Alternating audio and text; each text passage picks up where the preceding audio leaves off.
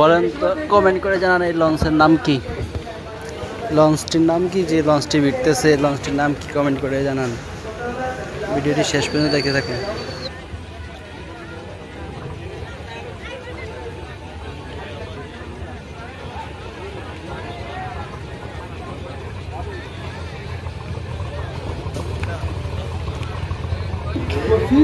पीछे तो देखो, पीछे पीछे देखो, पीछे